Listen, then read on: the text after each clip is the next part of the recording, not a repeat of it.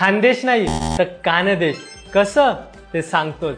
महाराष्ट्रातील वेगवेगळ्या प्रदेशांना आपण नावाने हाक मारतो, जसं की पश्चिम महाराष्ट्र, मराठवाडा, कोकण, विदर्भ। तसंच महाराष्ट्राच्या उत्तर दिशेचा भाग हा खानदेश या नावाने ओळखला जातो। बरेच लोक नावावर चर्चा करतात, पण तुम्ही कधी विचार केलाय का की याचं नाव कसं पडलं असेल?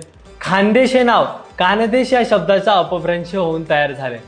कान म्हणजे भगवान श्रीकृष्ण असं म्हणतात। जेव्हा श्रीकृष्ण गुजरात मधून विदर्भ प्रदेशाचे राजे भीष्मक यांची कन्या व श्रीकृष्ण यांची पत्नी म्हणजेच रुक्मिणी मातेला नेण्यासाठी विदर्भात जायला निघतात, तेव्हा या उत्तर महाराष्ट्र प्रदेशातील लोकांनी त्यांना विदर्भाचा रस्ता दाखवला होता। यासोबतच विदर्भात जात असताना साक्षात श्रीकृष्ण उत्तर महाराष्ट्रात मुक्कामाला राहिल्याचे देखील काही अभ्यासक सांगतात। म्हणूनच कृष्णावरून याचे नाव कानदेश असे झाले।